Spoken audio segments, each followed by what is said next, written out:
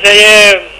پوچھنا ہے بھی بعض خواتین یا بعض لوگ بھی مسجد کے پاس سے گزرتے ہوئے مسجد کی دیوار کو چوم لیتے ہیں یا اس پہ ہاتھ پھیر کے اپنے جسم کو پھیر لیتے ہیں حصول برکت کے لیے مسجد،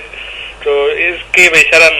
کوئی عام ہی مسجد جیسے ہمارے محلے اور آبادی کے اندر مسجد ہوتی ہے؟ یہ عام جو مساجد ہیں محلے میں، وہ کہتے ہیں کہ بعض عورتیں جب مساجد کے قریب سے گزرتی ہیں تو مسجد کی دیوار پر ہاتھ پھیر کے اپنے چہرے پر پھیر لیا یا تبرکن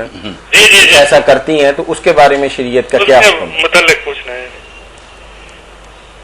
اس موقع پر میں امام ابن تیمیہ رحمۃ اللہ علیہ کا ایک قول دہرانا چاہتا ہوں۔ وہ لکھتے ہیں ان لوگوں کے بارے میں جو بدعات میں ان کے خیال میں پھنسے ہوئے ہیں کہ کوئی میلاد مناتا ہے کوئی،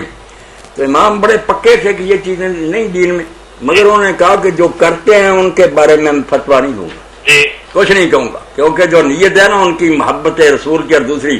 ان کی وجہ سے ہو سکتا ہے اللہ تعالیٰ انہیں ثواب بھی دے دے، بدعت کی وجہ سے پکڑ بھی سکتا ہے کہ تم نے نہیں کیوں نکالی،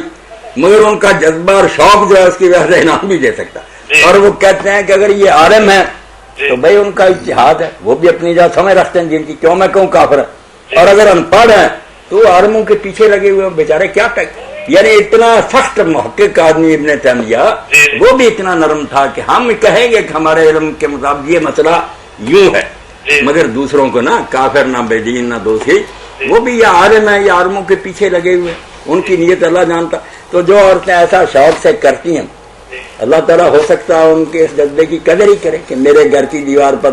مگر ہے یہ عمل بے اثر، یہ نیازی صاحب دین میں نہیں ہے، نہ کوئی مسئلہ ہے، وہ اگر ایسا کرتی ہیں تو جیسے حضرت عبداللہ بن عمر رضی اللہ کے بارے میں آتا، اب یہ حضور نے تو نہیں بتایا تھا کہ وہ مسجد نبوی میں جاتے، رسول کریم علیہ السلام کا ممبر تھا، ممبر کی مٹھ تھی جس پر حضور جب بیٹھتے تھے اس پر ہاتھ رکھتے تھے، تو ابن عمر نیازی صاحب بعد میں جاتے تھے اور اس مٹھ پر نہ اس طرح ہاتھ پھیر کر اپنے چہرے پر مر لیتے تھے۔ اب یہ محبت کا اظہار تھا، ان کی عقیدت تھی کہ یہاں یا رسول اللہ کا ہاتھ ہوتا تھا، اگر حضور نہیں اس وقت نظر آتے اس سے ہی اپنے دل کو تسکین دے لے۔ اب اس وقت فتوے کیا دینے ہیں، ان کا اختیار تھا، تو یہ فتویٰ بازی نہیں ہونی چاہیے جو ان پڑھ عورتیں بیچاری ایسا کرتی ہیں۔ اب حدیث میں نہیں آتا کہ قرآن مجید کو اس طرح آنکھوں پر لگاؤ، یعنی مگر حضرت اکرمہ کے بارے میں سب لکھتے ہیں کہ جب ابو جہل کے بیٹے حضرت اکرمہ علیہ السلام لے آئے تو وہ قرآن مجید کو اس طرح اٹھاتے اور کھول کے اپنے اس طرح چہرے پر ملتے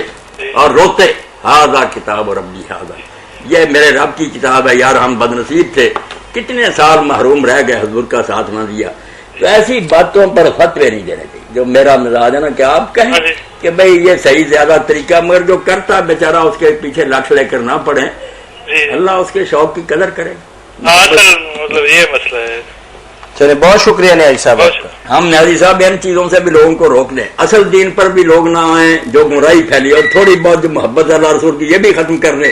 تو نتیجہ کیا نکلے گا؟ پھر گانے بجانے میں لگ جائیں گے وہ۔